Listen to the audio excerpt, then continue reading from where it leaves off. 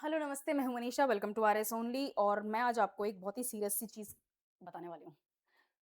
अभी तक तो आरपीएससी का नोटिफिकेशन नहीं आया है। एग्ज़ाम कब होगा, नहीं पता। अज़्यूम करके चलते हैं कि अब कुछ दिनों में एग्ज़ाम का नोटिफिकेशन आ जाए, डेट आ जाए। तो going by the trend, RPSC जिस ट्रेंड पे चलता आ रहा है, आपके पास में 4 मंथ्स प्री एग्ज़ाम के लिए हैं। मेरा पर्सनल बिलीफ ये है कि आप एटलीस्ट 100 डेज़ सिर्फ़ और सिर्फ़ प्री की तैयारी में दो।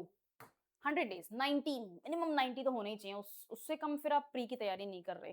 प्री एग्जाम एग्जिस्ट ही इसीलिए करता है ताकि आप नॉन सीरियस कैंडिडेट्स को फिल्टर आउट कर सको। आरपीएससी हो गया, यूपीएससी हो गया, कोई भी स्टेट एग्जाम होता है ना, उनका जो फर्स्ट फेज होता है, जो कि सिर्फ क्वालिफाइंग एग्जाम होता है, उसका काम ही यही होता है कि हम नॉन सीरियस कैंडिडेट्स को फिल्टर आउट कर रहे हैं, हमें नहीं चाहिए।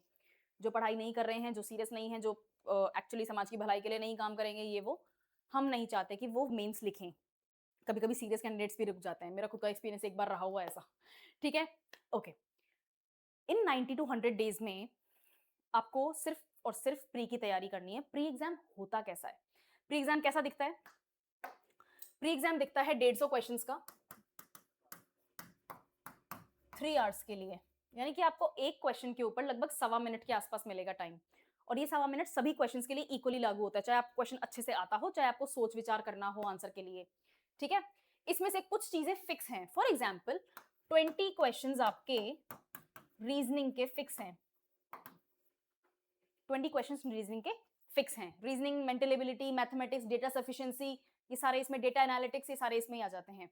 नेक्स्ट 15 टू 20 क्वेश्चंस आपके ज्योग्राफी के फिक्स हैं। 20 का 22 हो जाएगा, 15 का 14 हो जाएगा, बट मोटा मोटी इसी के आसपास रहेगा। ये सेम फॉर्मेट आपका साइंस एंड टेक्नोलॉजी के लिए हो गया, यही फॉर्मेट आपके हिस्ट्री के लिए हो गया, इकोनॉमिक्स के लिए हो गया, इन सब के लिए हो जाता है, राइट? पॉलिटी के लिए हो गया। इन क्वेश्चंस को ट्रैक करो। कुछ ऐसे टॉपिक्स होते हैं जो इंपॉर्टेंट होते हैं। सब्जेक्ट तो सारे इंपॉर्टेंट हैं, लेकिन कुछ फर्स्ट अमंग इक्वल्स होते हैं। पॉलिटी में पढ़ लिया ना, जैसे सीजीआई क्या है बाकी जजेस के according, in comparison first among equals. जैसे प्राइम मिनिस्टर क्या है, फर्स्ट अमंग इक्वल्स। उसी तरह से कुछ टॉपिक्स ऐसे होते हैं जो फर्स्ट अमंग इक्वल्स होते हैं। फॉर एग्जाम्पल आपका पॉलिटी का अगर मैं बताऊं सेक्शन, 20 क्वेश्चन आएंगे, 15 से 20 क्वेश्चन पॉलिटी के आएंगे। फंडामेंटल राइट्स इंपॉर्टेंट हैं, उनको थोड़ा एक्स्ट्रा पढ़ो।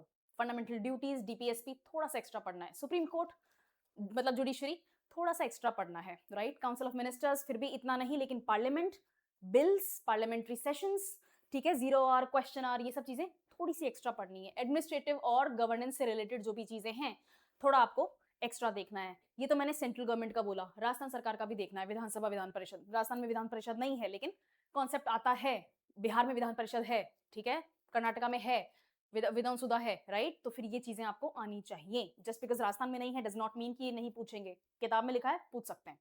First thing.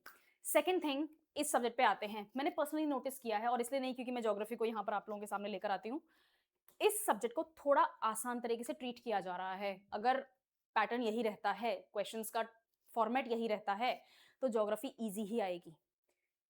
जी हाँ, बेसिक कॉन्सेप्ट्स क्या हैं, कैसे हैं, कब क्या हो रहा है, कहाँ हो रहा है, आपका जो बेसिक फाउंडेशन है ज्योग्राफी का, जो स्टैटिक कोर पोर्शन है, वो आपको आना चाहिए। बट ऐसे क्वेश्चंस नहीं आएंगे कि बस ब्लाइंडली मन किया पूछ लिया, किताब खोली, पेज नंबर 374 के ऊपर जो लिखा हुआ है वो पूछ लिया। नहीं, ऐसा नहीं होगा। जो भी चीजें करंट में किसी ना किसी कारण से न्यूज में रही हैं, तभी आएगा। अभी रिसेंटली एक वॉल्केनिक इरप्शन हुआ था अफ्रीका में, हॉर्न ऑफ अफ्रीका के पास में।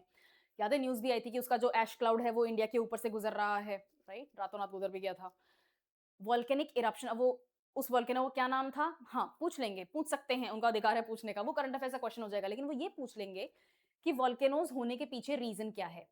Plate tectonics. प्लेट टेक्टोनिक्स का कॉन्सेप्ट क्या होता है? सबसे पहले प्लेट टेक्टोनिक थ्योरी किसने दी थी? ठीक है, ब्लॉक थ्योरी किसने दी थी? फोल्ड माउंटेन्स क्या होती हैं? ओके, एक वो नहीं होती हैं, वो हिमालयन कौन सी हैं? फोल्ड माउंटेन्स ही हो रही हैं। यंगेस्ट फोल्ड माउंटेन हिमालयाज हैं, ठीक है। One of the oldest fold mountains Aravalli हैं। अब जब मैंने अरावली का नाम ले लिया है, तो अरावली की बहुत ज्यादा न्यूज में चल रही है, क्योंकि अरावली न्यूज में है, तो यस, फोल्ड माउंटेन्स का कॉन्सेप्ट आपके क्वेश्चन के लिए इंपॉर्टेंट है, पेपर के लिए इंपॉर्टेंट है। तो करंट अफेयर्स से डिराइव करो टॉपिक्स को और आपको क्वेश्चन मिल जाएगा। ये सेम चीज आपको दूसरी चीजों में भी लगानी है। फॉर एग्जाम्पल, अभी रिसेंटली शिल्पग्राम महोत्सव, शिल्पग्राम फेस्टिवल जो है वो इनॉग्रेट किया गया है उदयपुर में। बहुत बड़ा फेस्टिवल हो रहा है, प्राइम मिनिस्टर खुद आए थे, ठीक है? तो शिल्पग्राम क्या चीज़ होती है, राइट? अब ये सब कुछ फोक आर्ट और आर्टिसंस और हैंडीक्राफ्ट्स और कल्चर और इनसे रिलेटेड है, ठीक है ना? आर्ट एंड कल्चर से रिलेटेड है, राजस्थान का ही नहीं, ये पूरे इंडिया का होगा। नेशनल शिल्पग्राम फेस्टिवल है, तो सिर्फ राजस्थान का नहीं है। लेकिन वो ये पूछेंगे, फाड़ पेंटिंग कहाँ की होती है? मिथिला आर्ट कहाँ की है? मेखला शदौर कहाँ की ड्रेस है? ठीक है, कल्चरल ड्रेस के बारे में पूछ लिया मैंने। राजस्थान का तो बता देंगे भैया, ओढ़ना है, कौन सा वाला है, सबको पता है। ठीक है ना, पोशाक वगैरह का सबको पता है। एक वो क्या होती है, आंगी क्या होता है, राइट? पूछे किसको कहते हैं? आर्ट क्या होती है? ज्वेलरी, यस वो पूछते हैं। मोजड़ी क्या होता है? वो पूछते हैं। ठीक है, तो क्योंकि शिल्पग्राम फेस्टिवल न्यूज में है, तो आर्ट एंड कल्चर से रिलेटेड आपके क्वेश्चंस न्यूज से रिलेटेड जरूर आ सकते हैं। तो आपको करंट अफेयर्स स्ट्रांग होना चाहिए। कम से कम 40 to 50 questions raw current affairs के ऊपर आते हैं। मैम ये रॉ करंट अफेयर्स क्या होता है? बिल्कुल अभी बताती हूँ, बहुत ईजी है। आपको ध्यान देना है स्पोर्ट्स के ऊपर, ओके? आपको ध्यान देना है अवार्ड्स के ऊपर, आपको ध्यान देना है जो भी कहीं पे कोई समिट वगैरह हो गई, कोई मीटिंग हो गई, इनके ऊपर आपको ध्यान देना है। कैंपेन्स के ऊपर, अगर कैंपेन कहीं हो रहा है तो उसकी कोई ना कोई थीम होगी, किसी कारण से मिल रहे हैं, वो कारण क्या है? समिट वगैरह है, G20 हो गई, COP30 हो गई, ये सारी समिट हो जाएंगी। मीटिंग्स, अभी अभी अपने फ्री ट्रेड एग्रीमेंट साइन किया है न्यूजीलैंड के साथ में, उससे पहले सेपा साइन किया था ओमान के साथ में, उससे भी पहले यूके के साथ में अपन ने FTA साइन किया है, वो सब आपके लिए न्यूज में आ गया। ठीक है, तो ये सब तो हो गए। इसके अलावा आपसे इंडेक्सेस के ऊपर क्वेश्चंस आते हैं, इंडाइसेस, जैसे प्रेस फ्रीडम इंडेक्स। तो इंडिया की बाई चांस अगर वो रैंक नहीं पूछ रहे, तो वो ये पूछ लेंगे कि प्रेस फ्रीडम इंडेक्स रिलीज कौन करता है? रिपोर्टर्स sans frontières, ठीक है? तो इट्स अ फ्रेंच टर्म और इसका इंग्लिश में ट्रांसलेशन है रिपोर्टर्स विदाउट बॉर्डर्स। ठीक है, तो ये पूछ लेंगे। वो ये पूछ लेंगे कि इंडिया का, ठीक है, फ्रीडम इंडेक्स, डेमोक्रेसी इंडेक्स तो वीडेम है, वो प्राइवेट बॉडी है, इट्स नॉट इंपॉर्टेंट। लेकिन उसके अलावा क्या होता है? Happiness index, poverty index, multi dimensional poverty India में क्या परसेंटेज है, वो पूछ लेंगे। क्यों? क्योंकि वो इंडेक्सेस का पार्ट होता है, न्यूज में रहता है। यस, ठीक है। स्पोर्ट्स की बात कर लेते हैं। फॉर एग्जाम्पल अभी रिसेंटली, आई थिंक सितंबर की बात है, world police and fire games हुए थे। वो पूछ लेंगे कहाँ हुए थे, और 4 शहरों का नाम दे देंगे। अगर इजी क्वेश्चन होगा तो चारों शहर अलग अलग देशों के होंगे, और जो अमेरिकन शहर होगा ना, वही वहां पर आंसर होगा। लेकिन अगर डिफिकल्ट क्वेश्चन बनाना है तो चारों शहर अमेरिका के ही होंगे। ठीक है, world police and fire games. अब वो बहुत ज्यादा डिफिकल्ट भी कई कई बार क्वेश्चन आ जाता है कि भैया जो इक्वेस्ट्रियन गेम्स हैं उसमें, जैसे वाटर पोलो हो गया, उसमें गोल्ड कौन लाया? ठीक है, और 4 ऑप्शंस दे देंगे। This is actually a difficult question, क्योंकि ये कोशिश करता है आपको एक क्वेश्चन को अटेम्प्ट करने से रोकने के लिए। ठीक है, कुछ ऐसे क्वेश्चंस होते हैं जो आपको अटेम्प्ट नहीं करने हैं। अगर नहीं पढ़ा है, तुक्का नहीं चलेगा। ये नहीं सोच सकते कि 20% चांसेस तो हैं ही हैं, वरना ऑप्शन डी आता है, डिड नॉट अटेम्प्ट, तो वो तो वैसे ही अलग चीज हो गई।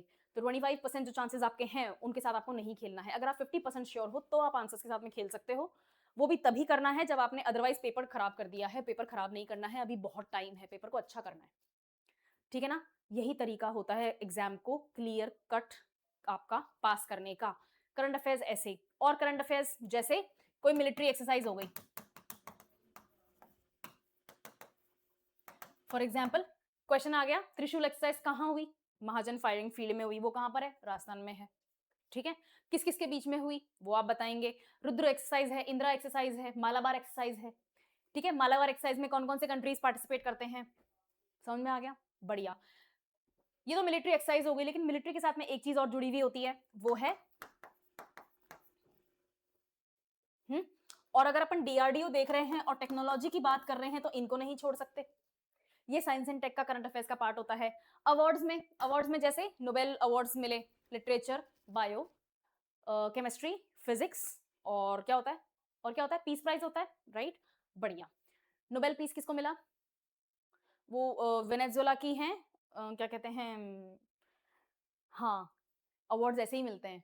जिस दिन उनको, मैं मैडम का नाम भूल रही हूँ, वेनेजुएला के ऑपोजिशन लीडर हैं, जिस दिन उनको अवार्ड मिला उस दिन साफ हो गया था कि सी, आपके पास में मिलिट्री माइट और इकोनॉमिक माइट इतनी स्ट्रांग है कि आप दुनिया के सो कॉल्ड इंडिपेंडेंट बॉडीज को भी इंडिपेंडेंट नहीं छोड़ते।